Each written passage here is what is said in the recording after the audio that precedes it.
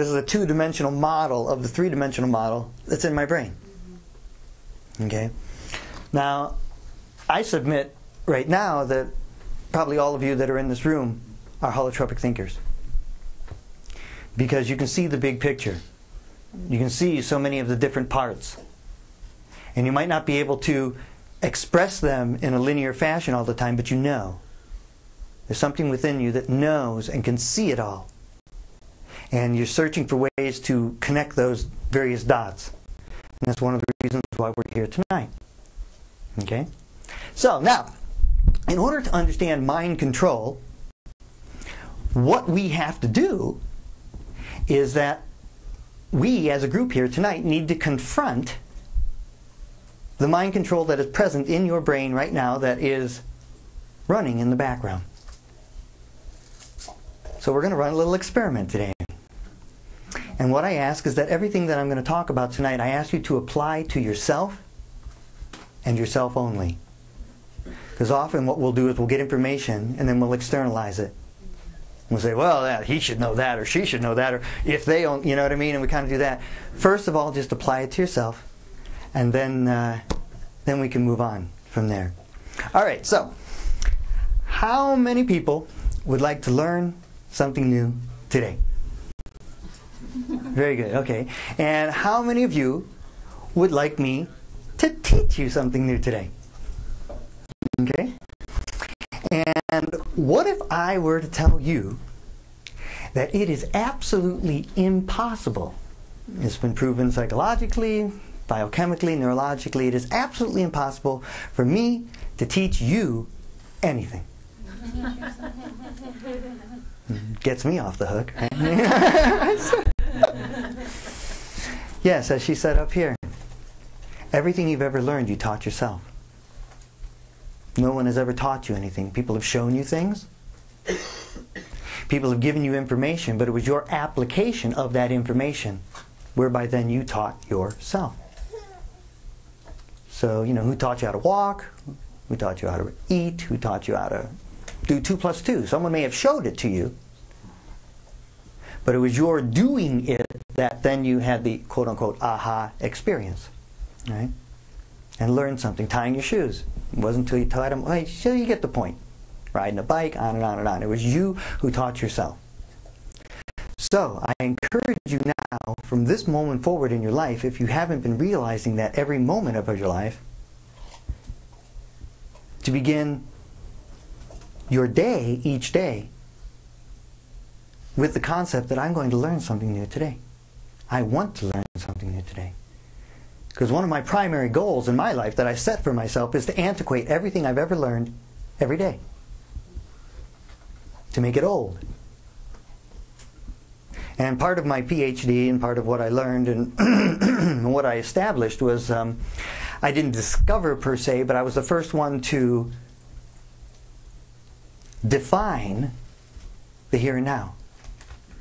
I was the first one to define it in the laws of physics. In the sense of, a word came to me. I mean, that's really all it was. I was just sitting there one day contemplating. All of a sudden, this word came to me, and everybody said, "Ooh, wow, that's cool. It means so much." And I said, "Oh, cool." I write it down, and ooh, I got a PhD. You know, but I discovered what is now being called throughout the world of philosophy and physics and psychology, the law of repeatlessness. There's no two moments, no two experiences, no two anything that are ever the same. Life is constantly changing, growing, expanding. Every nanosecond, every particle, everything that exists in physical form and non-physical form is either taking on energy or shedding energy.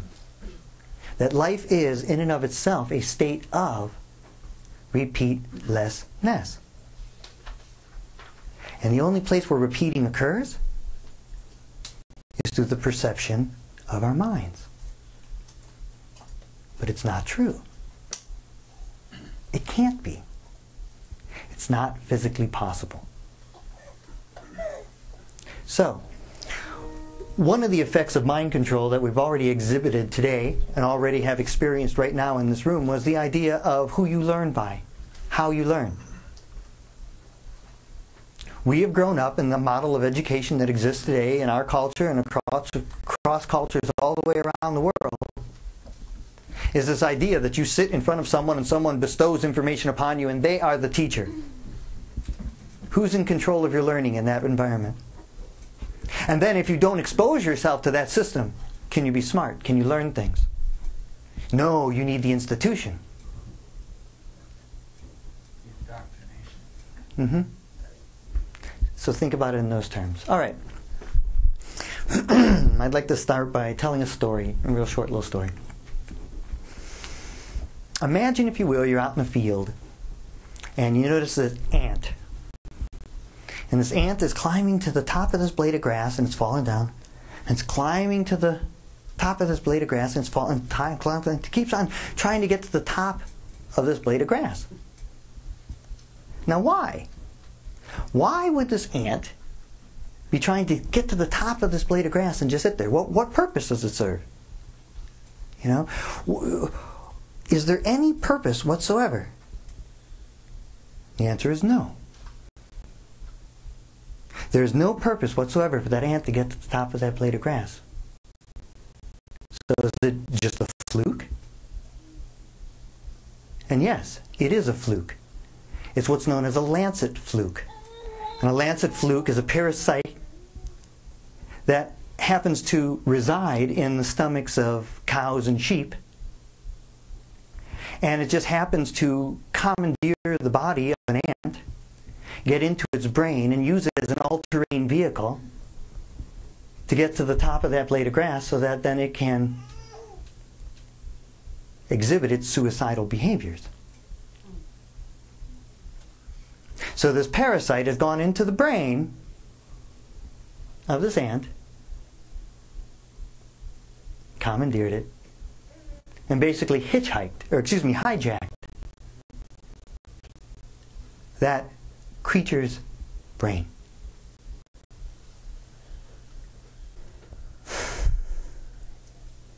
Is there anything else we've ever seen that is like that in our world?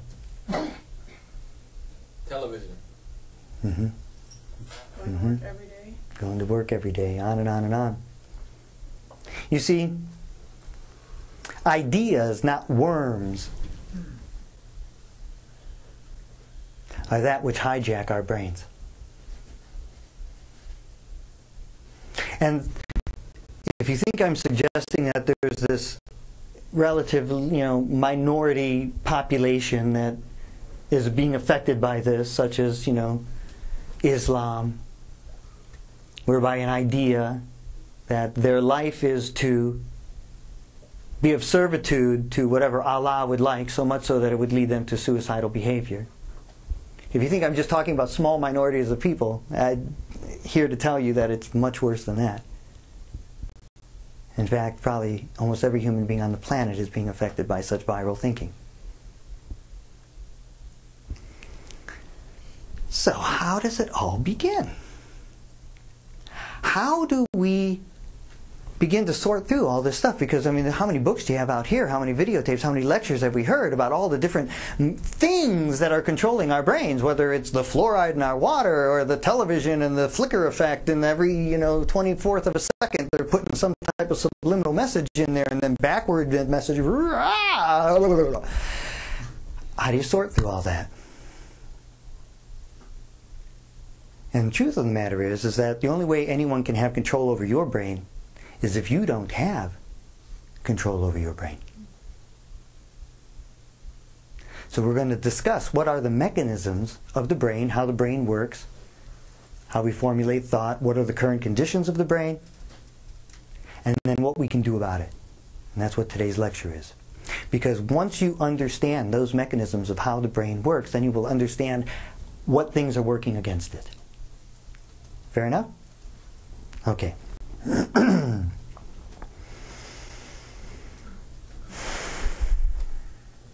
All right, when you're born, you come into this world, and I like to call it you're a perfectly clean biocomputer.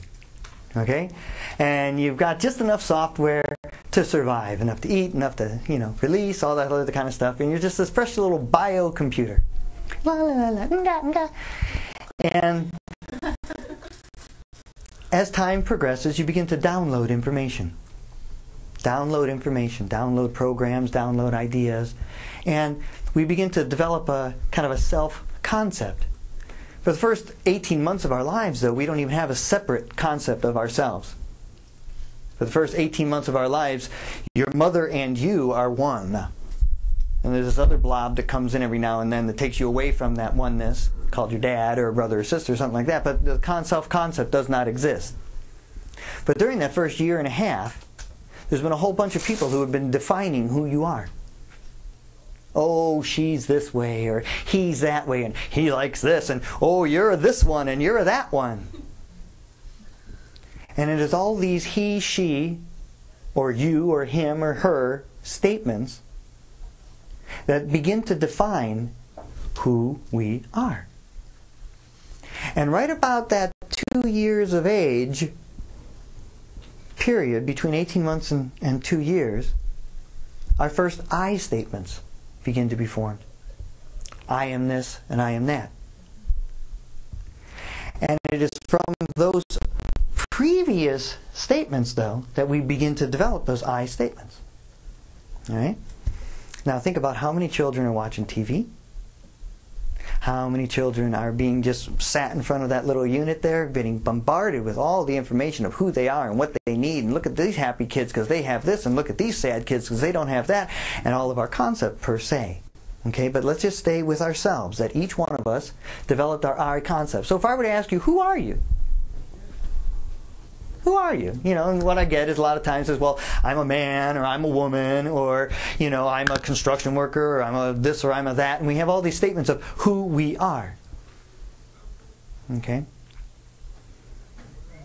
Yet, all of those statements are based in the mind. All of those statements are based in time. Because they take time to occur. And I'm here to submit that who you are is not in time.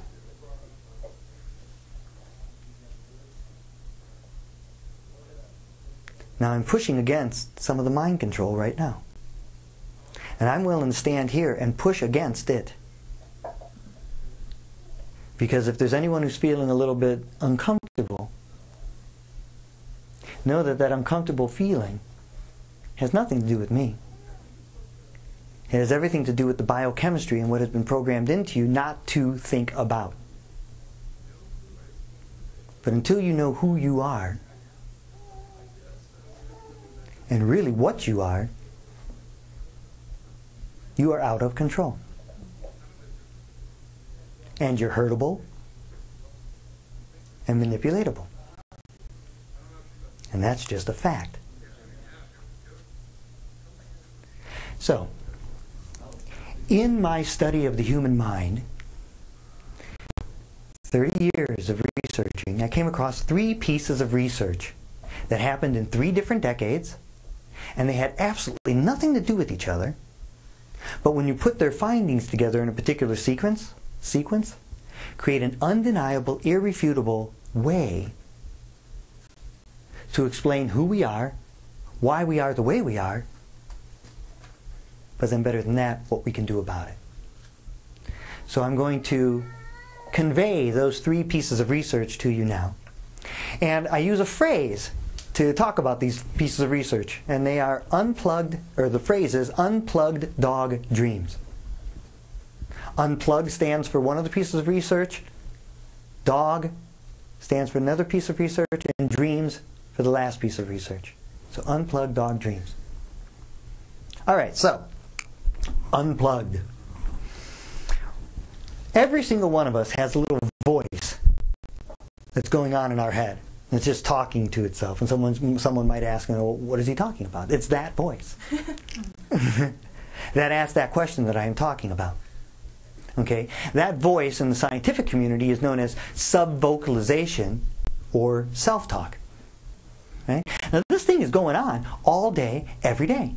It just sits there talking to itself, and by the end of 24 hours, you've had approximately 50,000 self-talks in that day. What the heck are we talking to ourselves about? I mean, I can talk really, really fast. You can hear every single word I'm saying, just like really fast auctioneer. And your brain can talk to itself 4 times faster. In fact, they've proven that while I am lecturing here, you are talking to yourself more than you are actually listening to me lecture. And work with me here, you know. So then science has proven through the biochemistry, because every single thought that you have actually has a chemical signature.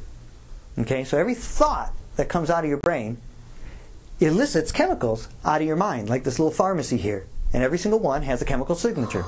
And so they've been able to measure that the average human being, like you and me, who has these 50,000 self-talks that are going on every day, roughly 80% of them are negative or limiting in some way.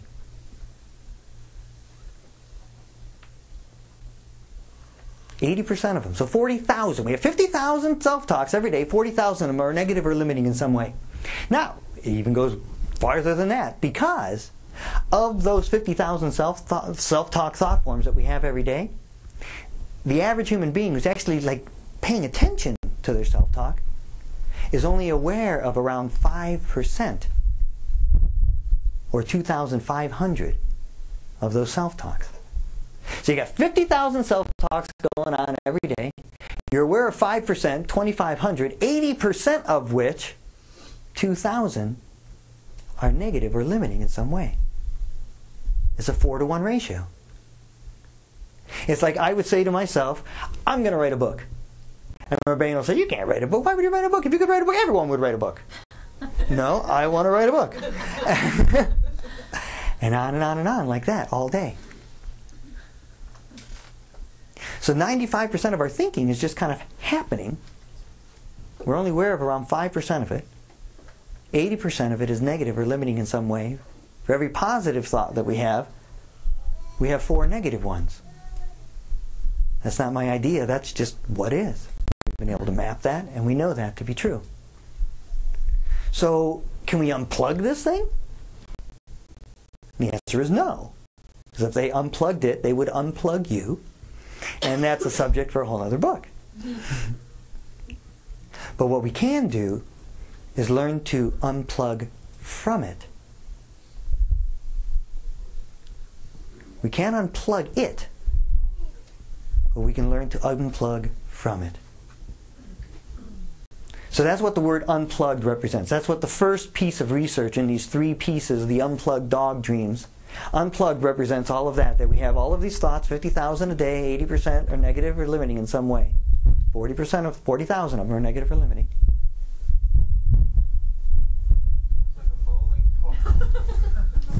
I don't know if that's the wind. I wasn't moving. Oh, it may be. Okay. We'll edit that. Splash. Unplug them. Really? Like the Matrix. Yeah, plug in.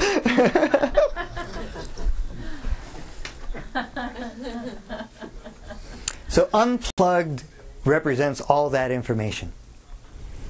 So now we go to dog. Okay? Scientists wanted to study something about dogs, stimuli and response, and what happened was they built this really large-sized dog maze, about the size of this room, and they lined the entire floor with kind of chicken wire so they could run an electrical charge through it, and they put this dog in there. And so they put the dog in the little thing. Now this is pretty gross, and I don't approve of this or what have you, but at least we can maybe learn from the findings, okay? But they put the dog in this dog-sized maze, and they shocked its little paws, and boop! Dog hightails it out of there, finds its way through the maze. So they keep on doing this. Dog in the maze, zap it, boom, zap, boom. Stimuli, response, stimuli, response. We've all heard of that type of stuff, right? So then, next part of the experiment, they take the little doggy, and they put him in a harness, kind of like a straitjacket. Can't move. Put him back in the maze. Shock its little paws. It tries to move. It can't. Shock it. Try, move. Try. Finally, the dog just gives up. And they shock its little paws. It tries to move. Or it doesn't even try to move. They shock its little paws and it just stands there. They shock it again and they're watching. It just stands there, just passively taking these shocks now. But the real interesting part of this experiment was when they took the dog out of the harness. And they shocked its little paws, and it just stood there. It was completely free to move. It was no longer harnessed. And they shock it again. It just said shock, shock, shock, shock, shock. And this came to be known as the learned helplessness phenomena. That as a result of being harnessed for a period of time, even when that harness was now removed, it acts as though it is still harnessed. Okay, so the learned helplessness phenomena. So we have unplugged, this automatic thinking mind with all the self-talk. We have dog, which is the learned helplessness phenomena. And now we go to dreams. Okay, researchers were really curious back in the 60s what dreaming was. What function did it serve? What was the purpose of us dreaming every night? They knew that we dreamed every night. They had discovered in the late 50s, early 60s that everybody dreams every night. No question. We might not remember them or be able to recall them, but this process happens in our brain. And what purpose did it serve? But they didn't have the sophisticated equipment that we have today for analyzing brainwave activity and all this other kind of stuff, so they had to figure out an experiment. And so what they decided they were going to attempt to do was they were going to attempt to study the dreamless mind. And so at that time they knew that when dreaming began, that rapid eye movement would occur. Right? And so then whenever you began to dream, your eyes would dart back and forth and back and forth. So they got their dream research lab all set up, and the subjects agreed that every time the rapid eye movement would begin, that their sleep would be interrupted. And those dreams would be interrupted. So the experiment begins, and there they are, sleep, REM, interrupt. Sleep, REM, interrupt. Sleep, REM, interrupt. Sleep, REM. After only 3 days of doing this experiment, it was called off. It was announced to the world what they had done, and they were told, they put out, whatever you do, never do research like this again. That they found that what was happening was completely and totally unethical. Because what happened to the people in the dream research lab is they all became very disturbed. They all became very angry, very uncomfortable with life, suicidal, violent. And some were so disturbed that they actually attempted suicide. All because they were not allowed to dream. So 20 years later, they decide to study what dreams were really all about again. Except now we've got all these incredible tools, and we can map brainwave activity and exactly where it's going on and what lobes of the brain and all this kind of stuff, and study the. And one of the things that they found is that there was absolutely no difference, zero difference, between the brainwave activity that occurs when we're dreaming at night and the brainwave activity that occurs when we're daydreaming in the day. That the process that takes place in the brain is identical.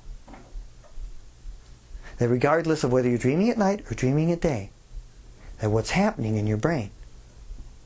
Like when you go into your mind's eye, you're like in a kind of in another place, sort of. Precisely. When you're visualizing how you want to build something, or you want to go somewhere, or how you want to change your life, or get a new job, or planning a vacation, that type of daydreaming. There's no difference between that visualization during the daytime and at nighttime when you're dreaming. They have the same effect on the human body. So now comes the significance of unplugged dog dreams. Is there anything we've talked about so far that might be waking us up from our dreams? And I submit to you now that we want a better life. We want a better world.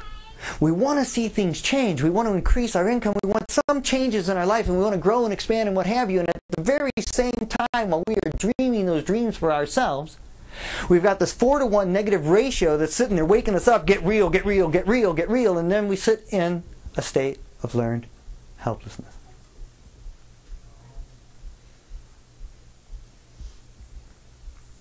And we have this harness of negative thinking that is occurring that keeps us in a state of learned helplessness. Now, on a scale in the psychology of it all, and in the world of psychology, a 1-to-1 ratio, so one positive thought, one negative thought, would be ideal. That would be the balanced human being.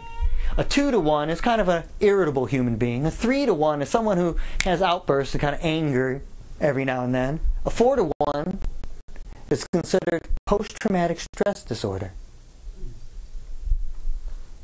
5-to-1 is considered manic depressive. 6-to-1 is considered BPD, borderline personality disorder. 7-to-1, schizophrenia. 8-to-1, you're psychotic. What is this ratio? I didn't catch that. This is the positive to negative thoughts. So 1-to-1 is like you're balanced and everything's cool. 2, you're kind of irritable. 3, you can be angry pretty regularly. 4-to-1, post-traumatic stress disorder. So basically the research that has gone out and that has proven that basically the entire population of the United States, as well as the world, is living in post-traumatic stress disorder.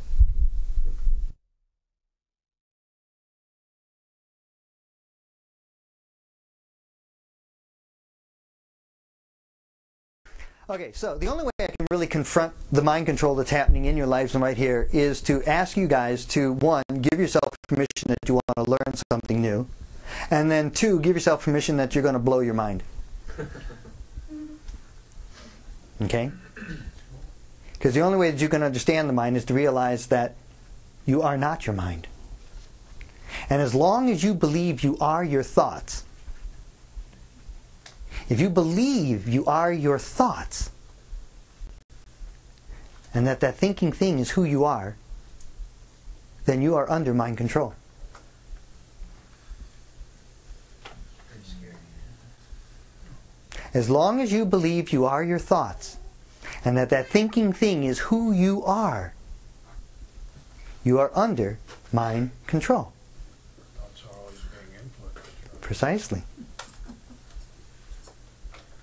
So let that sink in, because that's the crux of it. Because no one can change your mind, and no one can make you change without your consent.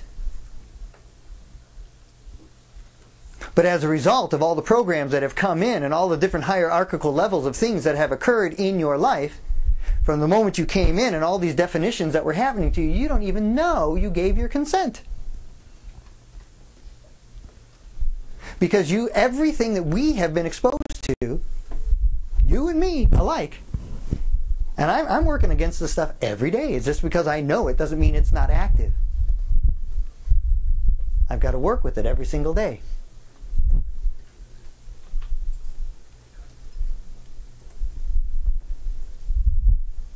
So we're going to go outside. I'm going to take it to the edge because you guys are like right here with me and I can say this. Did you know that your thoughts aren't actually even your thoughts?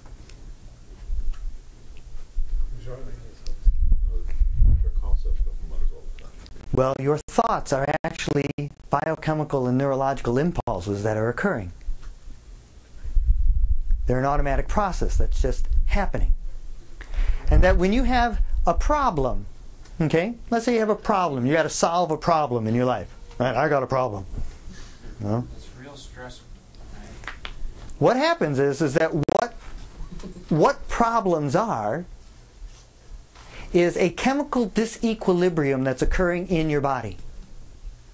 You have a chemical environment where you get a yucky feeling. This is a technical term. And you have this sensation that's occurring in your body. Now, over the series of processes that you've learned over your life, you apply in linear terms these concepts and ideas and these thought forms, which are all eliciting chemicals to try and neutralize the chemicals that are causing that yucky feeling.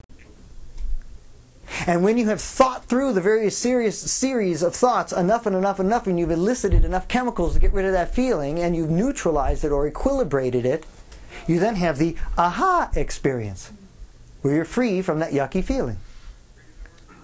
And here you think you're thinking thoughts, you think you're using logic,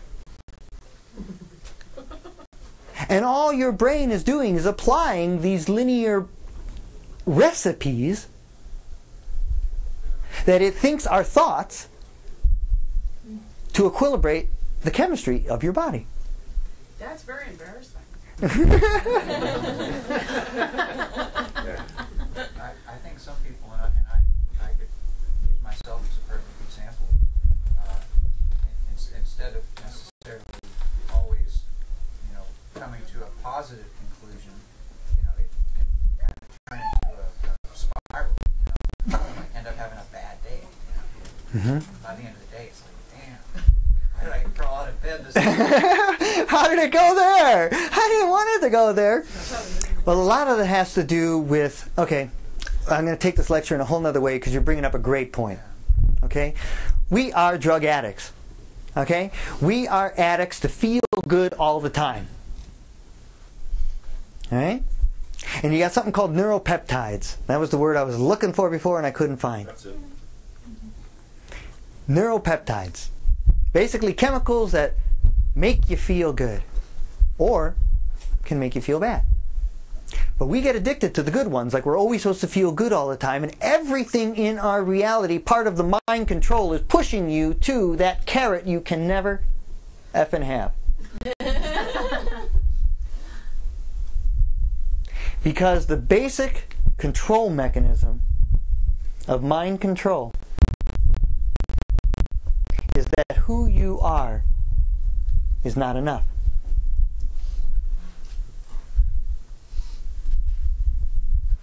That who you are is not good enough. And then we are thrust into this if-then reality, as I call it. If I only do this, then I can be happy. If then, if then, if then. And I always go into, I have a lecture, I have a whole series that I do on relationships. Right? And love. What's love? Okay, from my perspective of having been able to die and come back in and out and do this whole thing, I realize that love is essentially an eternal force. It is a fifth element, just as the movie was saying. You have earth, wind, water, fire, love. And the problem is I get into relationship with someone and I'll say, okay, Priscilla, I love you. Right?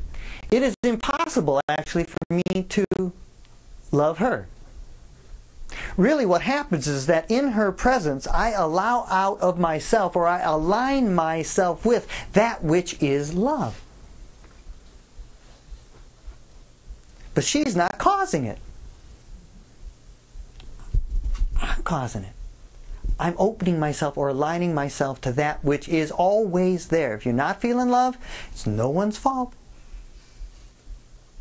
It's because you haven't aligned yourself with that which is that eternal presence. Everything, peace, harmony, caring, every trait that you could say that way is eternal. It's always there.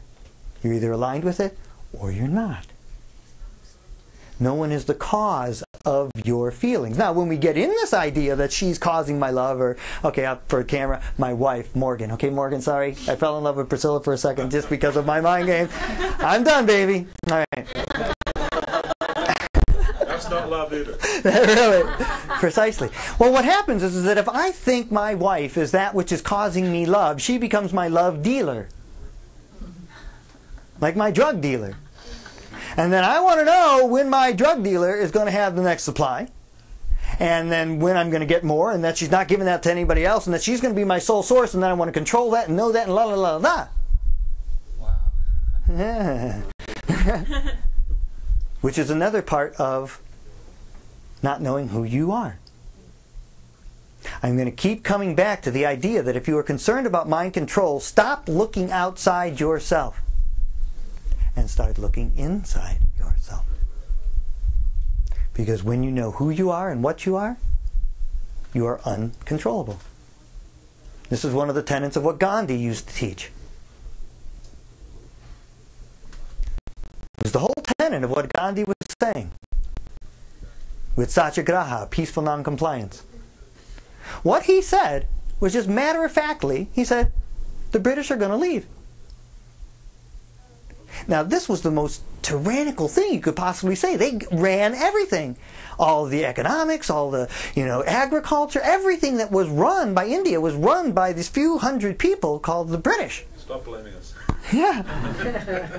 And he just simply said, he knew that wasn't going to work anymore. And he just said, no, they're going to leave. I see it. I know it. They're going to leave. It's all done. It can't continue like this. But they will leave as friends.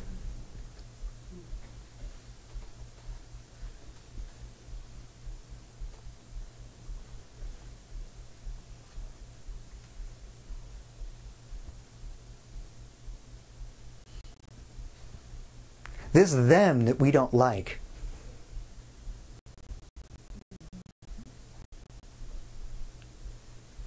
I'm here to say there is no them. That which we see outside ourselves that we don't like is in fact an extension of that which we have not accepted about ourselves as individuals.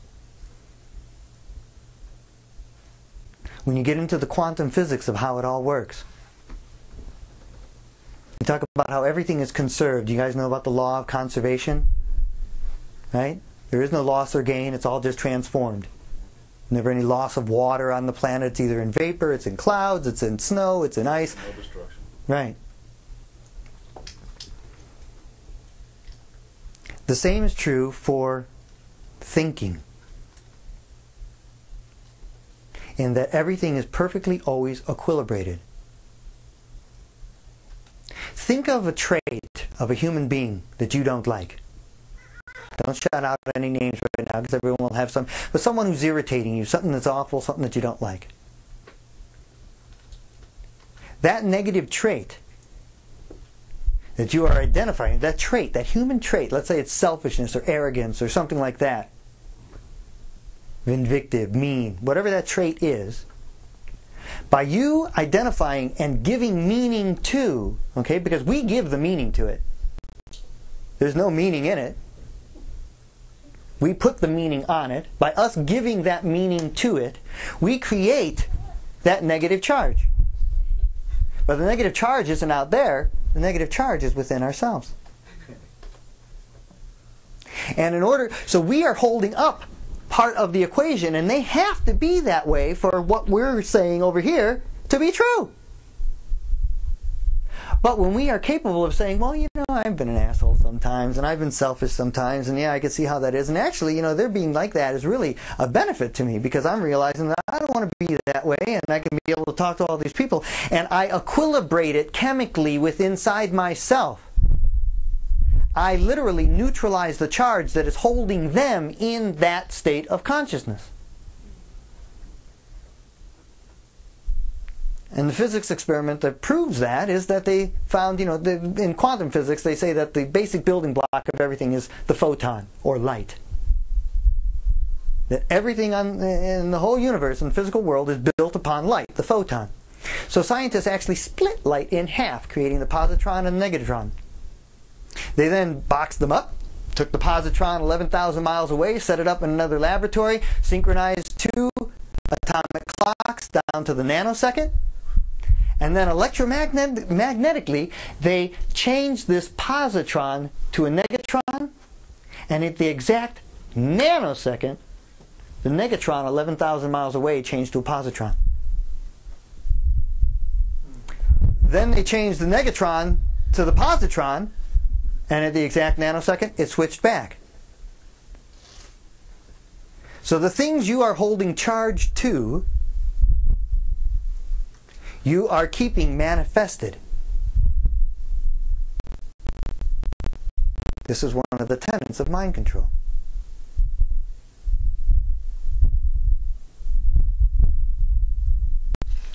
Think about who you're busy being. Think about the negativity. Think about what you are projecting. And to show this in a very physical way, we're going to do a group exercise, but before we do that group exercise, is there someone who would like to volunteer to come up and do something. Okay, come on up for a second.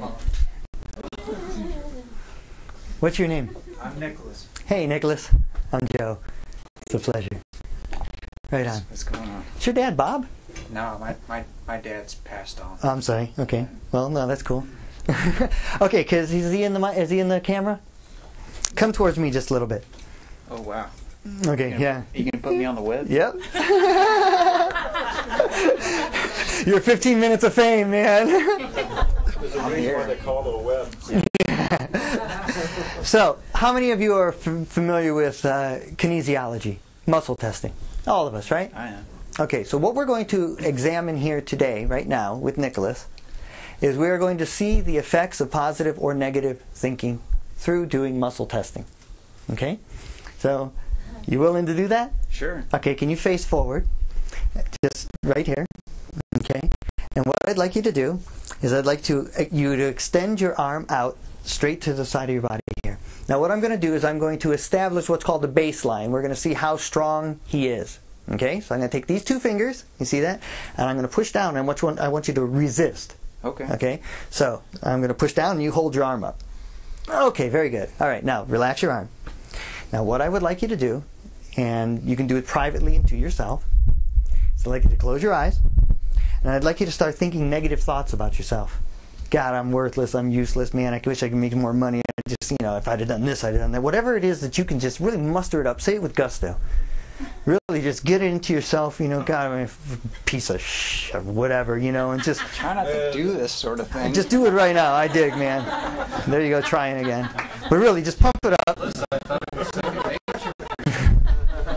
And go ahead and just keep on doing the negative thoughts. Negative thoughts, really, I'm useless, I can't stand myself, and what have you. Put your arm out to the side. Keep your arm out to the side, and I'm just going to do this and really kind of pump it up, pump it up, pump it up. Not 2 fingers, 1 finger now. Keep on, I'm awful, I can't stand myself, I can't stand myself, I can't stand myself. Relax your arm. Okay? Now, what I would like you to do is I'd like you to start thinking all the positive thoughts about yourself. God, I'm a beautiful human being. I love myself. I am so beautiful. I am wonderful. I am really a selfless being. I'm really here to serve the planet. God, I'm just, so many people love me and I love me. And just on and on and on. Do it with gusto. Really just love yourself. Really, really just as much as you can. Just fill yourself up and just pump yourself up with those positive thoughts. Go ahead and just do it as much as you possibly can. And then extend your arm out to the side. And I want you to keep thinking those positive thoughts as much as you can. As much as you can. As much as you can. Yeah. Not 1 finger, not 2 fingers, my whole arm. And he pushed up. Okay, relax your body. Okay. His arm came down because I pushed so hard, but if you saw, it stopped. I could not push any farther. Okay, now what I would like you to do is I would like you to look at me, and I would like you to think as many negative thoughts as you can about me, how much of a waste of time. But before you start, please keep those thoughts to yourself. And project as many negative thoughts as you can possibly at me. Just come on, guys, just waste of time. This unplugged dog dream. What is that? He thinks he knows about mind control. What are you doing? Waste of time. It looks pretty scary to me. It looks like that. Come on, you can do better than that. Just ramp it up. Come on, give me some negative thoughts, man. Pump it up. You can do better than that. I'm an asshole. Come on. Okay, now put your arm out to the side. Put your arm out to the side. Keep those negative thoughts. Just keep on pumping them up at me, pumping them up at me, pumping them up at me, pumping them up at me, pumping them up at me. Relax your body. Now what I'd like you to do is think as many positive thoughts as you can, and you can extol those beautiful virtues to the entire world. No, you can keep them to yourself. It's okay. But start thinking really positive, wonderful, beautiful thoughts about me. And how wonderful it is, and how beautiful it is, and just like, oh man, wow, that feels good. Thank you very much. Come on, more positive. This is like a contortion. That's suicidal. And then place your arm out to the side. Keep positive thoughts about Joe Marcella. Wow, this is so great. I'm so glad he's here. God, all this information is so wonderful. He's a beautiful human being, and I really love him. And on and on and on. And push and push and push. He's resistant. Okay, and relax your arm. Okay, let's hear it for Nicholas, everybody. You may have a seat.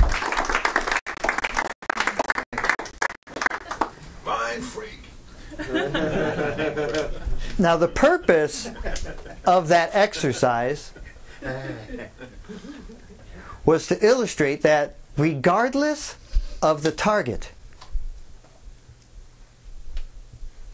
Regardless of the target of your negativity, whether it is yourself or outside of yourself, who's depleted? Yourself. Think about that. I've already experienced that firsthand. It's easy to try and put it out and like blame it on somebody else or something else. Right. A circumstance. Absolutely. Or your past. Absolutely. Or the Republicans. Or the Bilderbergs. Here we call them the Democrats. Or the Democrats. Or The Trilateral Commission. call them Americans. Yanks. Yeah, you can call them a lot of names. Any, One side calls them one name, the other side calls them All another the name. bloody Yanks that around the world. and there you witness the essence of mind control.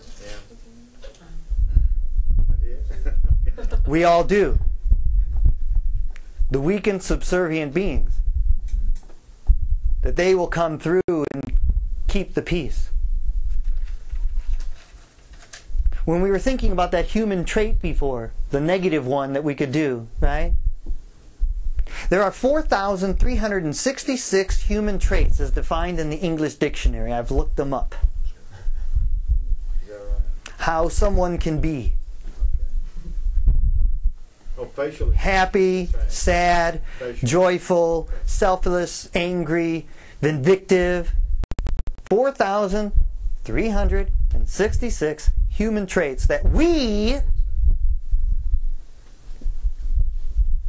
create the meaning for, whether it's positive or negative. And I guarantee anything that you look at in life that you put a negative spin on is your own denial of being that way yourself, and is completely and totally depleting who you are and all of your efforts. And this is why I bring up Gandhi again, because he knew that. He simply stated, without violence, without anger, that they'll just leave.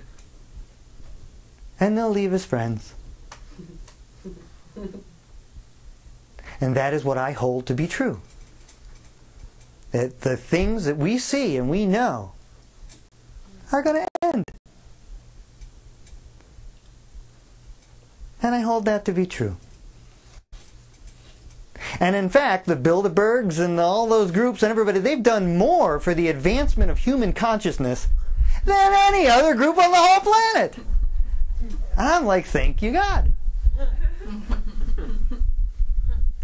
Because in the law of conservation, there's no loss or gain. And as all that heaviness and all that darkness and all that other kind of stuff is happening over there at the exact same time, there's this big ball of light and love and all this beauty and all this other stuff.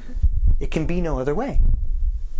Where your free will lies is in either focusing on that darkness or focusing on the light. Now the key element, though, is to not get caught in creating a charge towards either one. Because just as much as we can have resentment and create a negative charge, we can create infatuation or a positive charge. And so we hold these ideals up that, oh, this is so beautiful and what have you. And in order to lift that up, you have to put yourself down. And so we live in this world, our psychology, our brain. This is what it does. It goes through the world through similarities and differences, similarities and differences. It's what I call the PDR in my spectrum. You know, the spectrum I told you about when I died on either ends. And on one end it's called the SDR, which is the spiritually driven reality is what I call it. And on the other end is the PDR, the psychologically driven reality. And the psychologically driven reality divides all that is united, divides the indivisible, separates the inseparables. And the SDR unites all that is divided. Now, where your life is happening is in the SDR, is in the repeatlessness moment. That's where it is occurring, in the here and now, where everything is fresh and new. But then we reflect on it, and then we project into it, and all this other kind of stuff over here in the PDR, and we think that this is who we are. And everything about mind control that has come at us for the last 300 years has been about separating you from this, because when you are here, they don't have control. One of the first mechanisms that was put into place was the Gregorian calendar. It's the calendar that we have today, Monday, Tuesday, Wednesday, Thursday, 2008. And in one of I've been looking for what I consider to be the biggest dogma on the planet. Okay, dogma being defined unquestioned belief. What is the biggest unquestioned belief on this planet? The way you measure time. What day it is.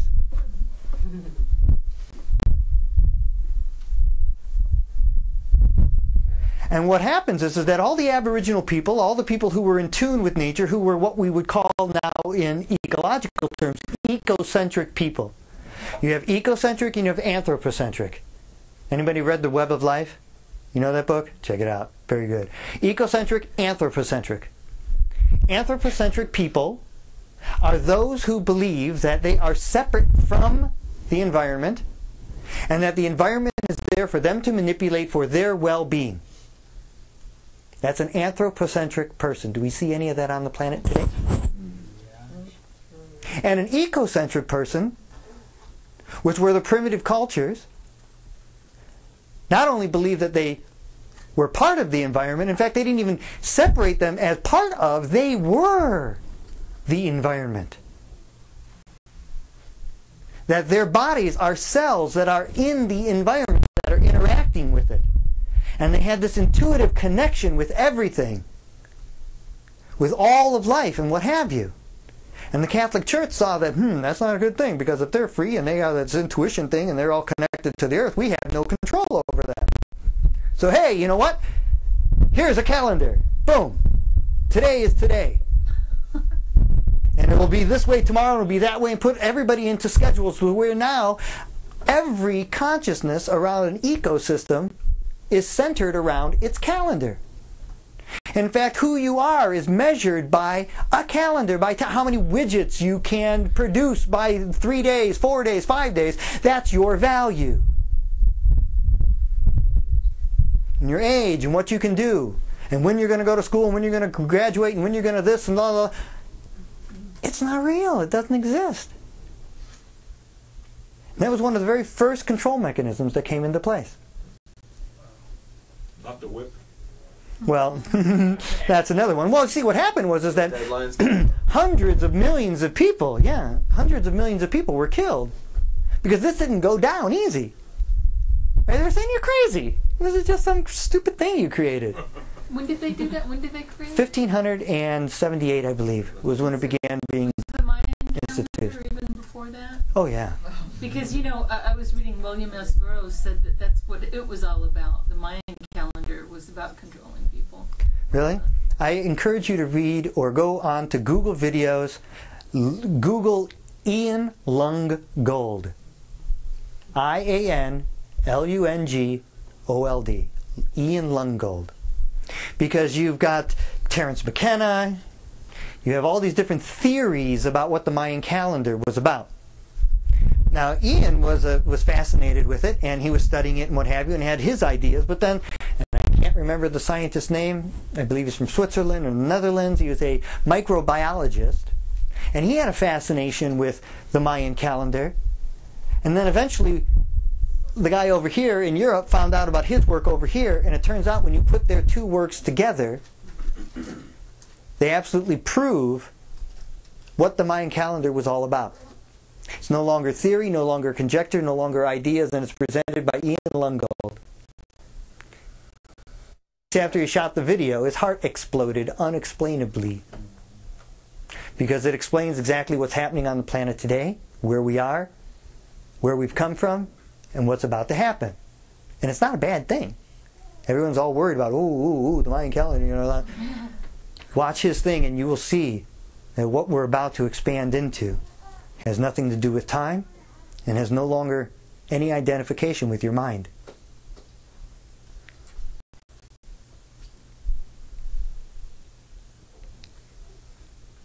I think some of us probably have already caught glimpses of that. Absolutely. That's why we're here.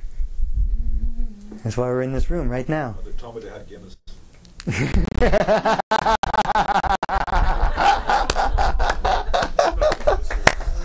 Oh, I love it. I love it. Okay. Real quickly, because I could talk 2 hours just on this subject. Are we doing good? Everyone okay? Okay, before we go on, before I continue, I would like all of you to take 5, maybe 6 minutes, find a partner, and try that arm exercise. Put it on right now. Put it on today. I've done it with all my children, every other human being that I've ever interacted with, that I've become friends with. I do that exercise. Take the minute now to instill that into your body, into your neurology.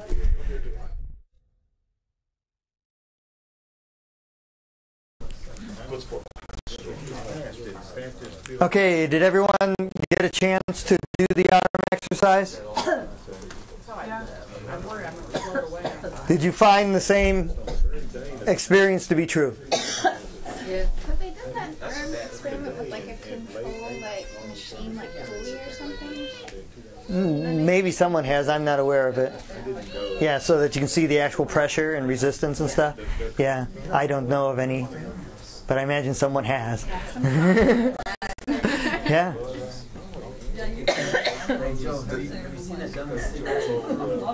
Yeah, yeah.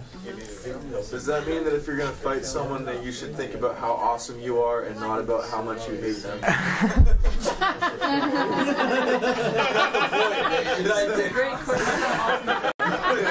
That's probably a really good idea. That's probably a really good idea. If you find yourself in that situation. Yeah. Bring it on. Okay. Yeah,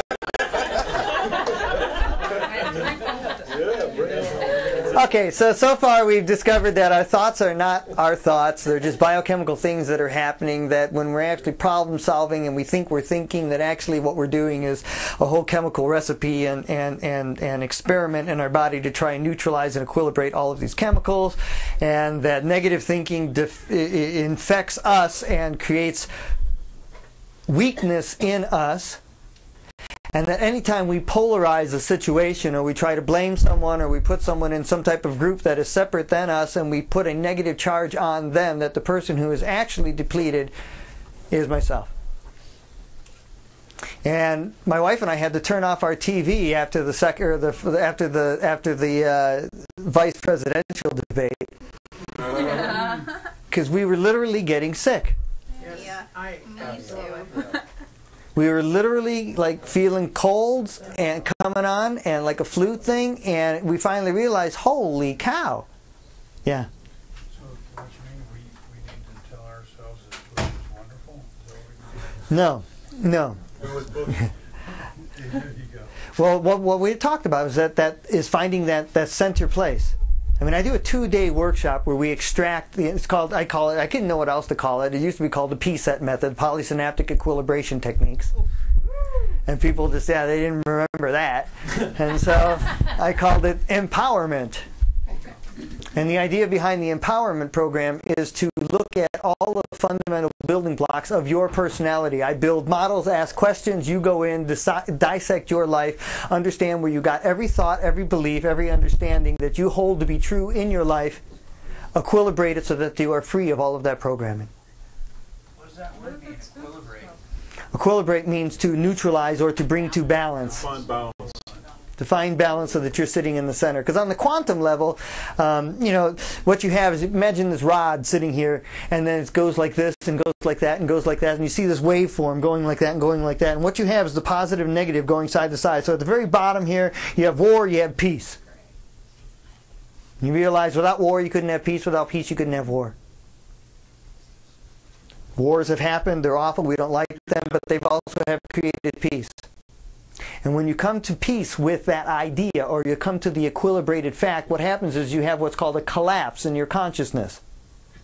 And you collapse those two things, and now you come up a little bit higher on this thing. And instead of being these real broad swings at the bottom, now it's a little bit smaller. And so now instead of war and peace, you have love and hate. And when you realize that you are capable of love, you are capable of hate. And you acknowledge that about yourself, and there's a whole process of learning how to do that. I'm making it very simple. You collapse that, now you come to peace and calm. Or, agitation and calm.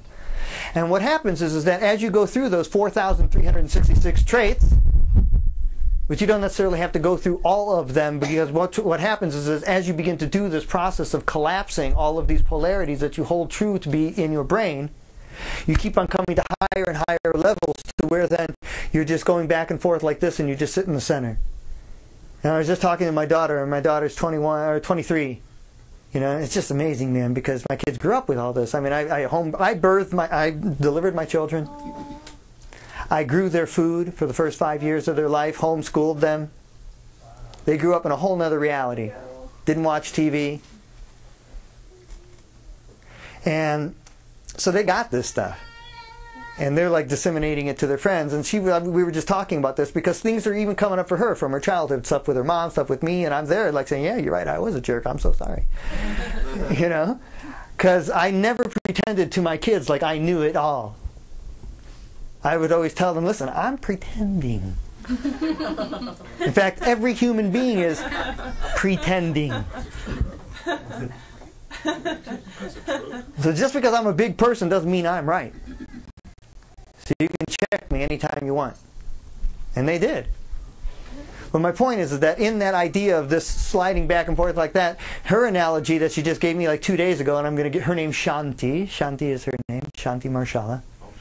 Om Shanti. Shanti, Ramana, and Namaste are my children's names. Lovely. And anyway, so Shanti said her analogy for it now that she uses is like a pendulum on a clock. And she says that every time she equilibrates something, that little thing gets shorter and shorter and shorter and shorter and shorter, so that she's no longer taking these huge, dramatic, emotional swings, but that she sees both sides real quickly and real easily and what have you. Yes? Okay, that's why teenagers, we blame it on hormones, but Syrian teenagers are all over. Well, traditionally, not, I don't know anymore, but... Yeah, well, there's several different things that are going on with our kids, and we're gonna, I maybe have to do a series of things here. Are you guys okay? You want me to talk more, because there's some things I can share specifically about that, but it's going to take us a little off topic. Right. Okay, specific to teenagers has to do with the drug intervention of the children who were being born. When they're being born, the birth process, the stress process that takes place between the mother and the child. Okay, we think of stress as a bad thing. Stress is not a bad thing in and of itself. There are 3 levels of stress, and we're going to talk about those in just a moment. But stress in and of itself, anxiety or challenge of any sort, create the chemical makeup in order for you to have new synaptic pathways.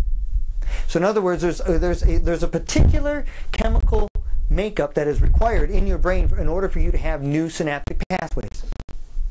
Okay, so when those chemicals are elicited, and the only thing that elicits those chemicals into your brain is stress, anxiety, or challenge. So the very things that we push away are actually there to create an environment whereby then we can learn. Now, most of our teenagers and most of the kids who are 20s, what happened was that natural birthing process is very stressful for the mother and the baby.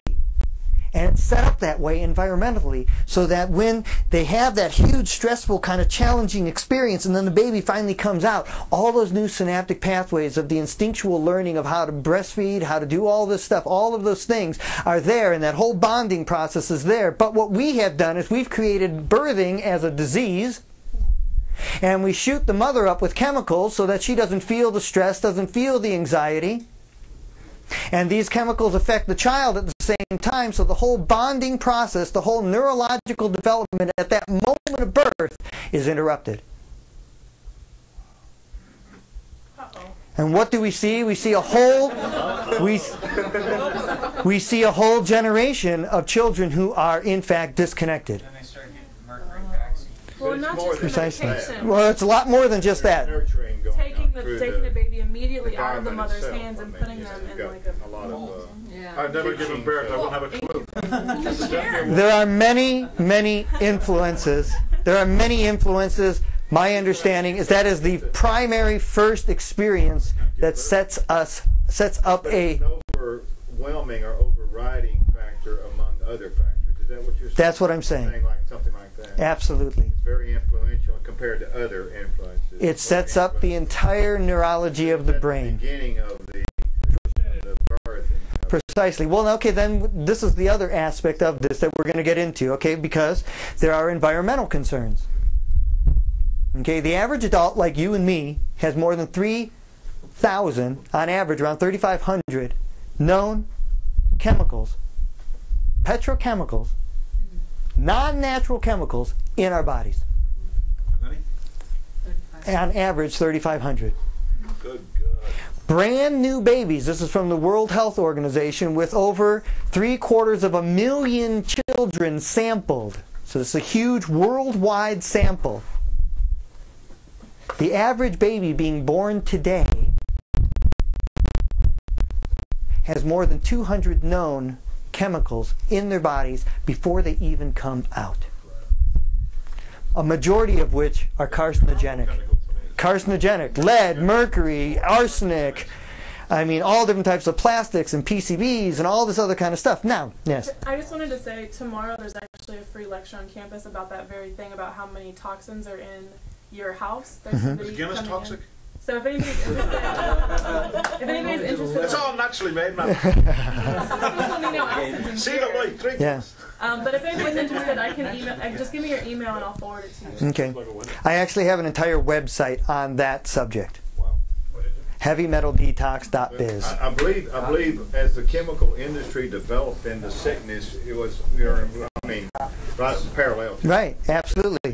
You can see that the sickness, all kinds of illness just started being created because with a number and the proliferation of a greater number of chemicals. Precisely. So you and I on average, when we were born, had somewhere around 30 to 75 chemicals in our bodies, is what is projected. Now, when you think about you're born, you're trying to integrate all of this reality, you're having all of these influences from people telling you who you are, what you are. Then you have these chemicals in your body. And these chemicals, actually, each one has its frequency. You can actually measure everything. It exists on a frequency level. Everything in life is a frequency of coagulated matter, and you can measure its frequency, and it has a frequency signature. You got that machine? I wish I did. No. And so we have those types of influences as well in the formation of who we are. Now, clearly, there are certain chemicals that are being allowed into our water system, into our food. I'll give you one more statistic about chemicals. Okay? This one just blew my mind when I got it. Okay, imagine imagine a grocery store and all of the pharmaceuticals that you can see in the grocery store. So like the decongestions and the aspirins and the do-do-do-do-do. Okay, you see that, right? Now imagine all the grocery stores that have that aisle. Now imagine all the pharmacies or drugstores, okay, in the world. Then imagine all of the hospitals and the pharmacies in there. Now imagine, so all of that, all the grocery stores, all the drugstores, all the pharmacies and the hospitals and the private pharmacies, all of that worldwide only represents 25% of all the pharmaceuticals that are manufactured.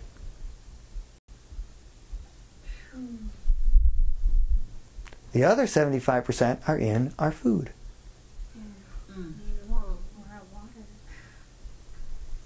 How do they get there? It's called biosecurity. Money. And it's called maximizing yield. And it's used in our beef, our cattle, our pigs, our hogs, Milk in China. fish, oh, you name it. Right? So, okay, all of that stuff is influencing you, especially the heavy metals and the poisons. Those are known as neuroinhibitors. Okay? And they affect your neurology. They shut it down. The mercury fillings in your teeth. On and on and on. So, another aspect which we won't even get into as far as mind control is to do whatever you can to limit your exposure. And then beyond limiting your exposure, finding ways to get them out of your body. Now, I've been researching this for 25 years, been studying nutrition, have been doing that. I myself am a vegan.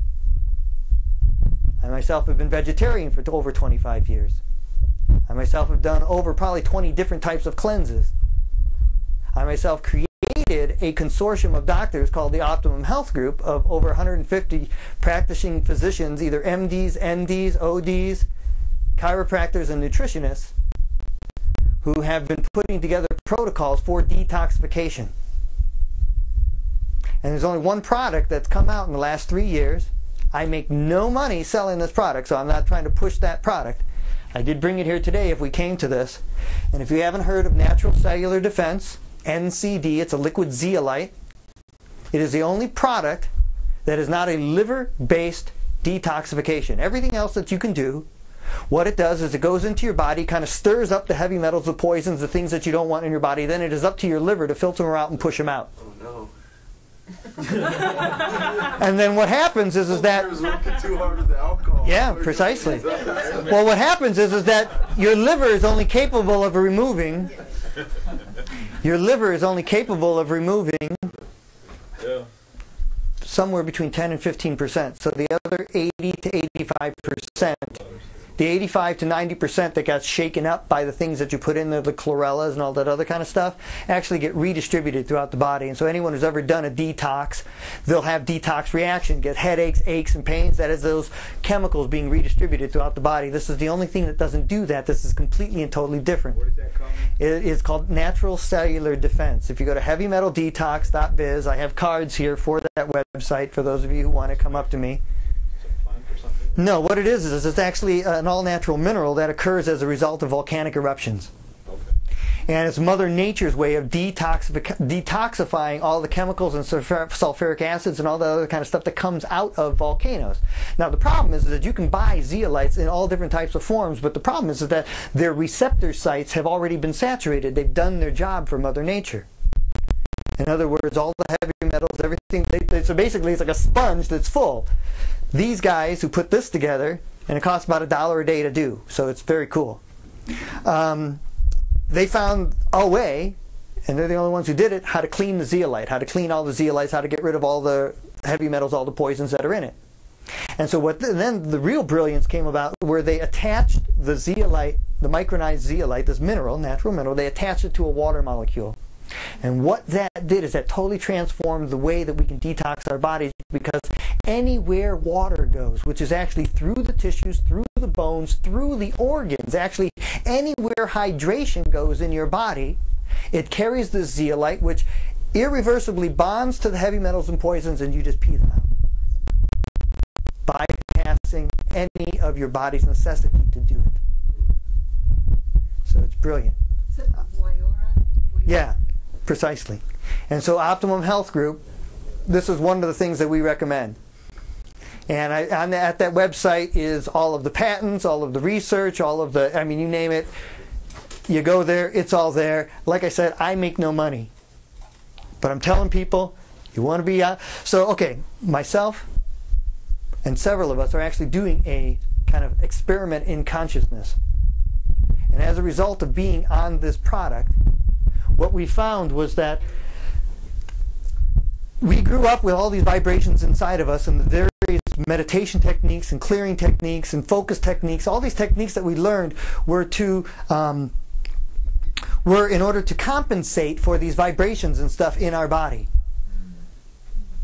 And we learned to compensate for them so that we could get our consciousness to a certain point, and then we can maintain that, but we needed those tools in order to get our consciousness to that point. Once we started taking this product, in less than 2 months, the necessity for using those tools to get to that same level of consciousness was no longer required. That which we were compensating for on a vibratory level in our beings, we didn't have to do anymore. We were just there. So it's something you really want to consider, yeah. And we had 2 questions over here. You had one before? And yeah. Well, the thing is that zeolites have been used for years and years and years. Like when Chernobyl happened, that's what they spread all over the ground. Your water filters, or your filters that are in for water filtration and or for your pools, all have zeolites in it. Kaopectate has zeolite in it, right? I mean, so it's not something that's the thing is that all the petrochemicals, all the heavy metals, all that stuff have a high positive charge. They are what's called a +2 positive charge. Okay? There's nothing that we've been ever able to find, or nothing we could manufacture that was more negatively charged, that was not more toxic to the body. And so this is the only thing that occurs in nature, the only thing that they've ever found that occurs in nature that is more negatively charged than all those heavy metals and poisons. Not even clay? More, there's like 10 times that of bentonite. And bentonite only works in the lower abdominal area, through the GI tract. This goes throughout the entire body. Okay, so that's just on that. I didn't even want to get there, but you need to understand that those chemical controls are those harnesses that leave us in that state of learned helplessness. Okay, so we just saw the front porch and we saw the back porch and we just brought it all back together. But those chemicals that are in your body are also causing that 4-to-1 negative ratio of thinking that's occurring. So we seriously want to reconsider, what it is we do there. Okay, now, I'm going to try and conclude because we're getting to, it's getting very long and I could talk on and on and on. But there's 2 stories I want to tell. Okay? And what I'm trying to do is build pictures for you guys so that then you can hold those pictures and then that can help you to affect how it is you're going to relate to the world. And we're probably going to have to do another lecture so I can get to the whole other section of what it is we want to do here. Real quickly, there was a friend of mine who was starting a new business. And it was a very large business. He had millions of dollars. He was starting something. And so he got all these executives and all these different people together for the first day of work, and they're in the boardroom. He introduces everybody, and I'm giving you the Reader's Digest version of this story because I want to get through it real quickly. But anyways, on the very first day of work, he says, okay, everybody, what we're going to do is we're going to put together a 2,000-piece jigsaw puzzle. And they're like, oh, good, a group activity. La, la. He says, but before we do that, what I want you to do is I want each one of you, one by one, to come into my office and I'll show you the box cover. So one by one, they file in, and unbeknownst to them, to each one, he showed a different box cover. So they finally all see their different box covers, and they get into the room, and they get started, and they all decide, okay, well, we'll get the edges together, and that's something they all can agree on, the flat edges and what have you. And then somebody says, hey, give me all the green ones. I'll put those together for the middle. And someone says, there wasn't green in the middle. There was a lake in the middle. And there was a lake in the middle. The water was down on the side. It was brown. And before you know it, all the communication breaks down. Everybody thinks that the other one's crazy. And so he lets this go on and on and on, and clearly they're not making any progress, and everything's out of control and what have you. And eventually he says, okay guys, I played a trick on you. I messed with you. I showed you each a different box cover. So now what I want you to do is all you come into my office, and I'm going to show you the actual box cover. No tricks, I promise. No tricks, nothing. But really study that box cover. Really study every nuance of it. See the whole box cover. So they did. They studied it and what have you. They went back out into the office, or into the boardroom, and within just a couple hours, they finished the 2,000-piece jigsaw puzzle. And the purpose of that exercise was to have them experience that when everybody sees the same big picture, then they all can work together in harmony. And that if a piece comes to them that isn't part of what it is they're doing, they know where it goes, so that everyone can work together and build the big picture. Now, I was going to talk almost a half an hour on just that one piece of information, specifically because how many box covers are fed to us? How many shows are there on television? Well, how many ways of thoughts are there? Christianity, Islam, Catholicism, Hinduism, Buddhism, all of the isms. Every single one is a different box cover.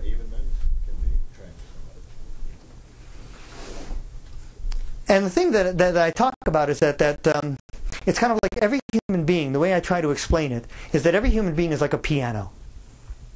And you got all these strings. Okay, and all the strings are tuned in there, and as you're growing up, you're kind of playing with your piano, and you play a note, and someone says, no, don't play that note, that's a bad note. And you keep going and playing, someone, don't play that note. And so then you begin to learn these scales, where the notes you can play and the notes you can't play. And so you have your Christian scales, You have your Republican scales. You have your Libertarian scales, you have your Islam scales, you have your atheist scales, you have your Gestalt scales. When in fact all the notes are okay.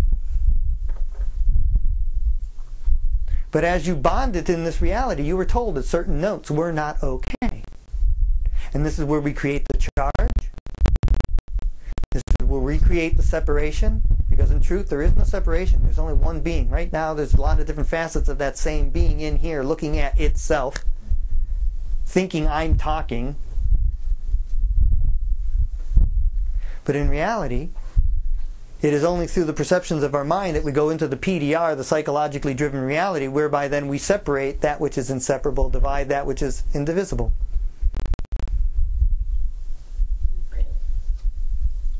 Dualizing the unity that really exists. So if there's any one big picture to look for, it's who you are. Because when you truly understand who you are, you then understand who we are. It's a very critical part of that mind control. Until you understand that you are not your thoughts, you are not your mind, you are out of control. So what tools do you offer to work through all the trauma, fear, and expectation, and judgment, and everything? Well, I'm glad you brought that up. Because I happen to write a book about it. Commercial. Be right back there. Everybody on that back table. There's a million different ways to get there, okay? And the way that, if there's any one thing that I do, I mean, one of my first teachers that I really hung out a lot with when I was very young was a guy named Ram Dass, Richard Alpert. And I'm really grateful that I had the opportunity to hang out with him, only because his big thing was that everybody is a different combination code. And that there's a million ways to get to the same way. In fact, one of the things that he says is that we're all standing around the same mountain looking up at the same peak, and we all have different paths. So I encourage you to open yourself to attract. I'm trying, man. I'm trying. Right on.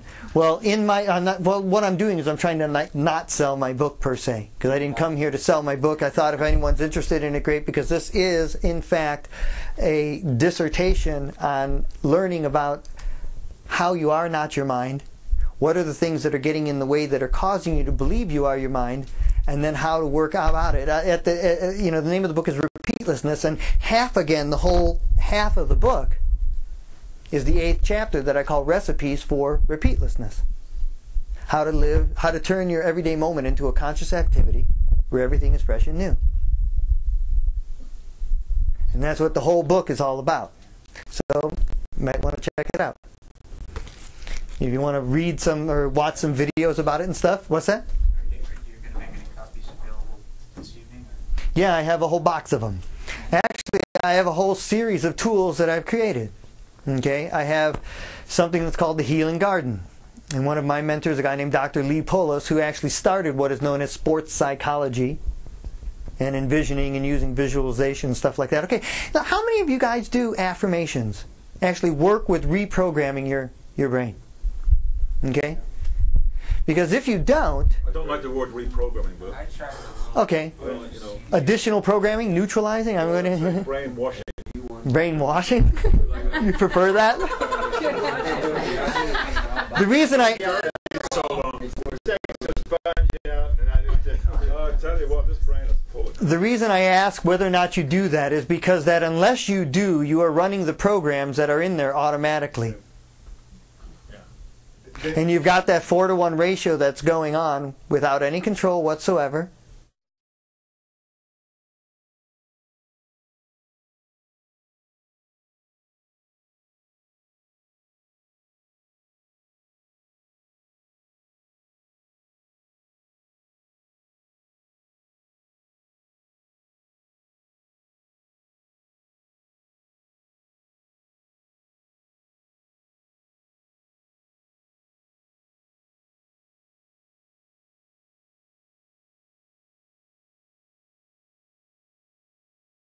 with the idea of affirmations. Okay, it's as simple as this. One of the definitions of insanity, you guys have heard this, is going the same thing over and over and different result. That's right. Using the same thoughts, the same behaviors, the same procedures, and each time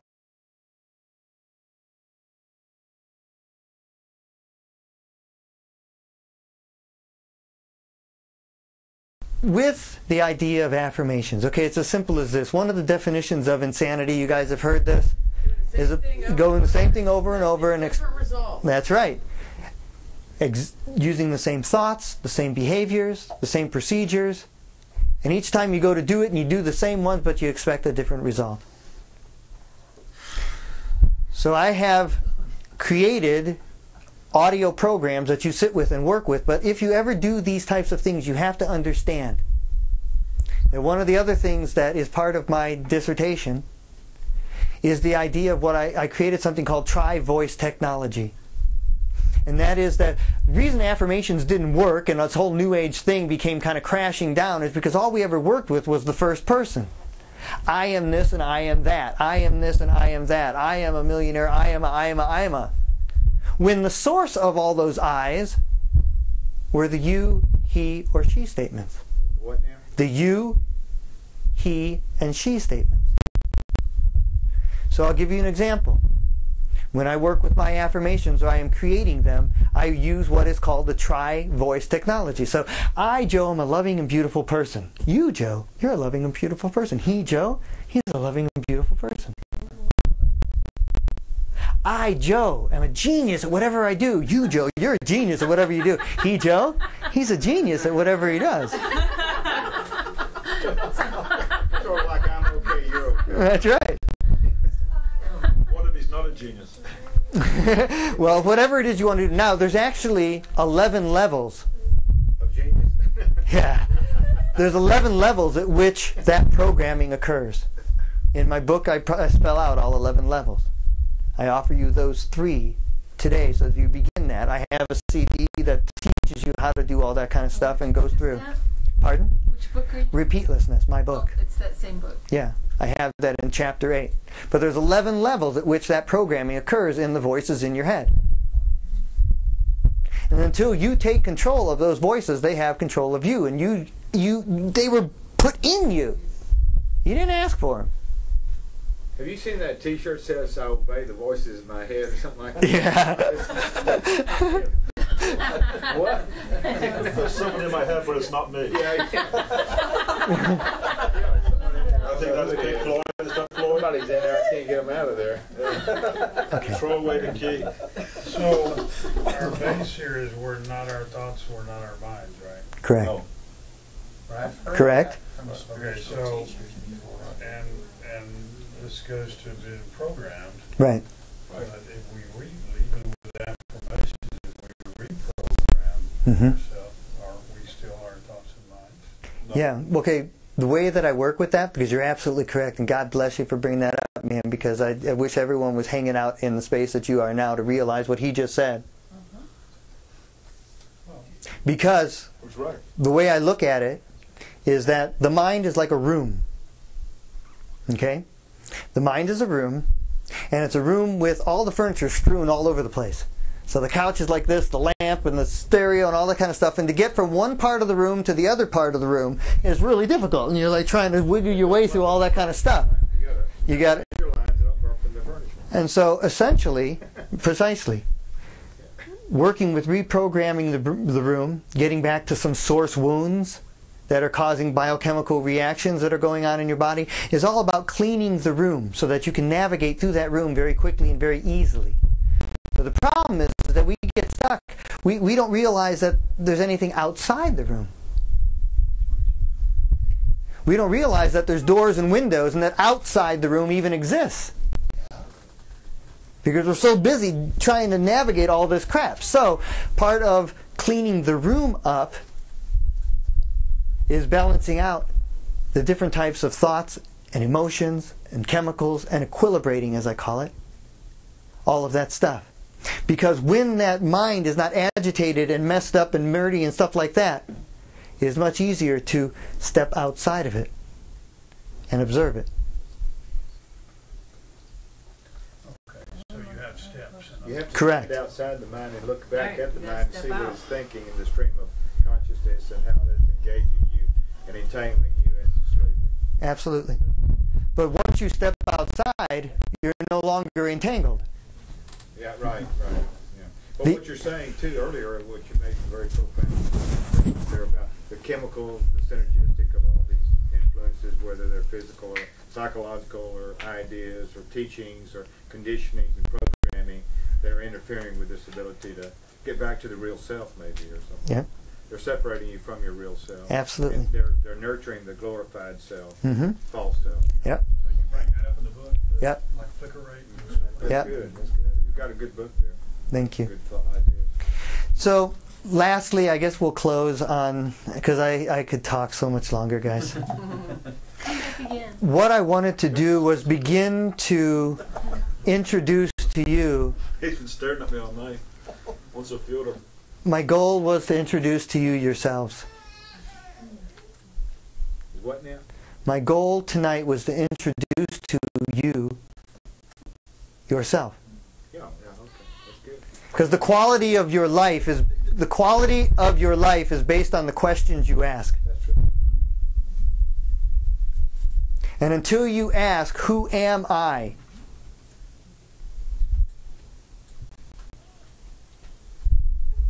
What am I? Because everything that mind control is about taking you away from your individuated self, taking you away from your point of view. And my friends, your point of view is sacred. Your point of view is sacred because you're the only one who has it. I might not be sacred, but unique. It is sacred. It is your birthright. Somebody calls it And your birthright has been stripped from you. And your birthright is being influenced. And your mind has been hijacked by ideas and thoughts, leading you to really unconscious behaviors. How about a nice civilization? Yeah. It's not a comfortable place. So I leave you with this. Do you guys, okay, I could leave you with a story that'll take about 3 minutes, or I can talk for 10 more minutes and give you some really pertinent information. Do you want me to go to 10 minutes? Are you okay? 13 minutes. 13 minutes. Okay.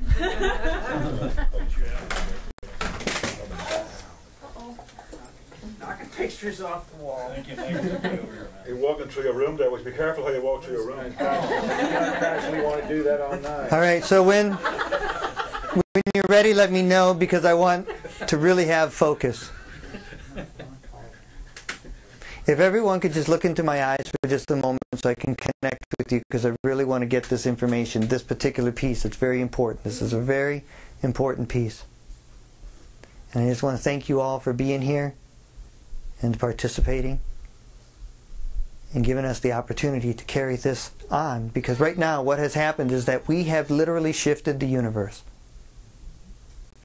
Every particle, every vibration in the entire universe has been shifted as a result of this conversation tonight. And that there are millions upon millions of people across the globe right now having this exact conversation and having these exact thoughts. And we are aligning ourselves with that vibration, and that is why we are here tonight. And if there's ever any meditations, every other thing that I do on my radio show, I bring it up. I have a weekly radio show every Monday from 11 till 1 called The Cup of Joe Show. It's on the Co-Creator Radio Network. It's an internet radio station. They're about to do micro broadcasting with 300 watts. Co-Creator Network. Co-Creator Network. How do you spell co? C-O dash, Just co. Okay. yeah, C-O dash, QUO or something. yeah, Creator Network. It's a really cool network, and this conversation is happening on the network. Not just with my show, but all the other shows. Very cool stuff. Very, very cool stuff. Okay. Everywhere I go, there's not a place I go anywhere in the world where a single human being denies that what they want is peace of mind. But what is it? What is peace of mind? And the best way that I can define peace of mind, or how one attains peace of mind, is that one has peace of mind when one has certainty. And one gains certainty through the recognition of patterns. I'll give you an example. When you first learned to drive, were you certain about it? Did you have peace of mind about it? No. It was like trying to figure out gas and brake and how you take the corner and how fast you speed up or slow down and all this other kind of stuff, but you did not have peace of mind. You were nervous. But once you began to recognize those patterns, you then had certainty about driving,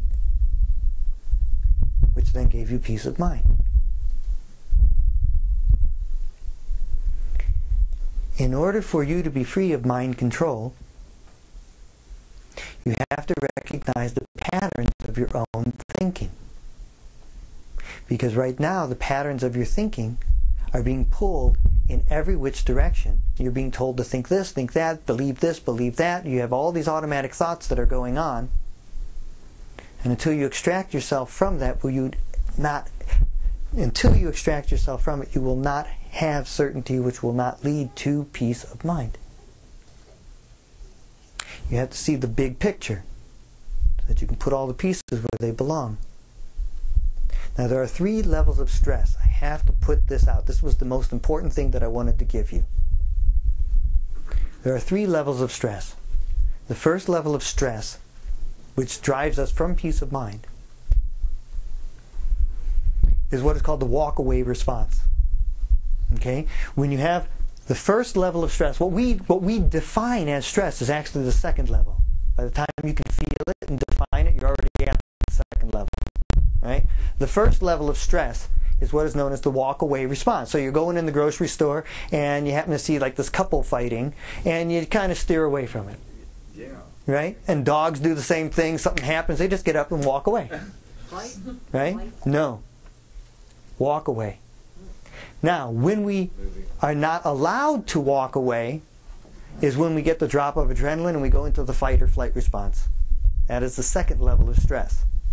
That is generally where we notice that we are being stressed. We're feeling it in our body, our shoulders, our stomach, or something like that. We have already entered the second level of stress. Now, when we were growing up and we wanted to get away from whatever was stressful, mom, dad, fighting, sisters, brothers, whatever it is, and we're told, no, you're not allowed to do that.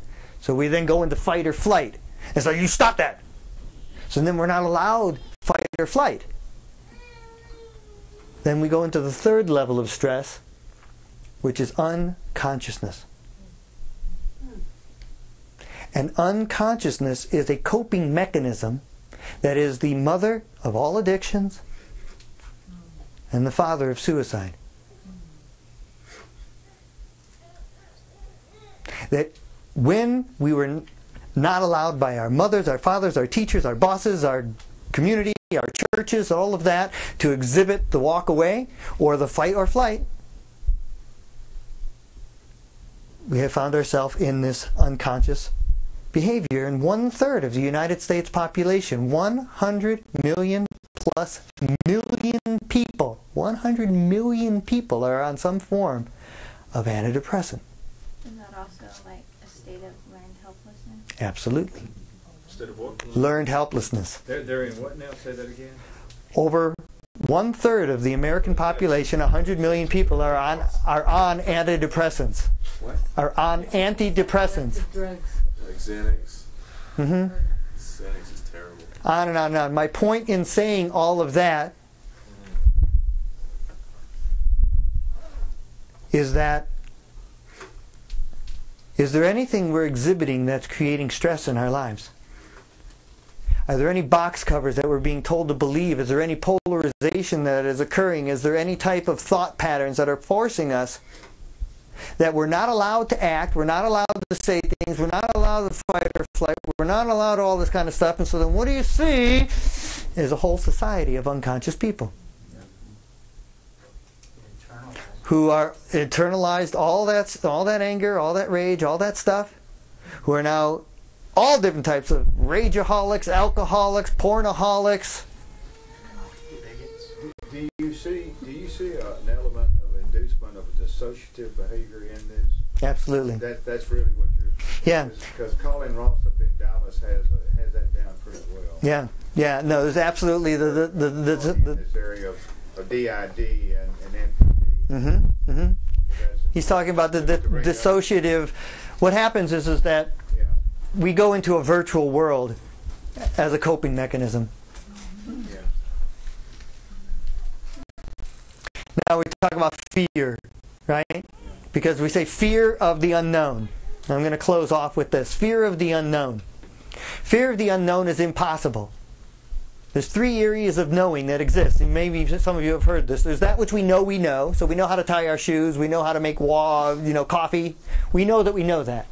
Then there's that which we know that we don't know. Like, do you know the escape velocity for a rocket to get out of the atmosphere? No. I know that I know that I don't know that. But then there's this third area that is that which we don't know. That we don't know. Whoa. And so if you don't know that you don't know it, there's no concept whatsoever, it's not in there, how could you be afraid of it?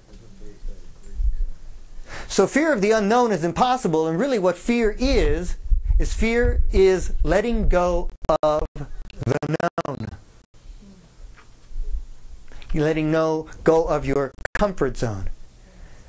The repeated thoughts. Precisely. Because the truth of the matter is repeatlessness. Every moment is fresh and new. Now fear, the acronym that I use for fear, it used to be false evidence appearing real. That's what people have used. That's not true. It's fantasized events appearing real. Say that again. Fantasized events appearing real. Yeah. FEAR. Appearing to be real. Correct. Okay. So for those of you who no longer want to have mind control, I share this last story and I'll do it as quickly as possible. There was a monk who really thought he was missing something. I mean, he's been meditating, he's been studying, he's been reading his books, he spent his whole life looking at this, but there was something he was missing. He just didn't feel like he was getting it like the other monks. He didn't know why. He was very frustrated. No, he wasn't getting it. So one day, he goes to his teacher and he says, "Teacher, what is it that I'm missing? What is it that the other guys understand that I don't understand? What is it do I have to do?" And his teacher stood up and motioned for him to follow, and they walked out of the temple and they walked through the woods and they get to a lake, and the teacher walks out into the lake and turns around, and the student comes in front of him, and he takes the student, puts his hands on his shoulders and puts him under the water. And so the student just surrenders and thinks he's having this beautiful baptism, he's going to have this incredible experience and what have you, and nothing's happening. And eventually he's like running out of air. And so he tries to stand up, and the teacher holds him under the ground, under the water. And he tries, and he's struggling. The teacher would let him up just for a little tiny breath, and he push him back down and hold him. And finally, the guy was just getting weak. He had no more oxygen. Something in him just gave one last surge, and he pushes up, and right then, the teacher lets him go. And he goes, "What were you doing? I mean, I ought to kill you for trying to kill me. What's wrong with you? Why were you trying to drown me?" And the teacher looks at him, and he says, "My son, only when you want your own liberation, as much as you wanted that breath, will you find what it is you're looking for." So we've been playful tonight. We've danced around a lot of things, and I pushed against that programming. But only when you want to be free of that as much as you want your actual breath will you find what you're looking for. So thank you very much.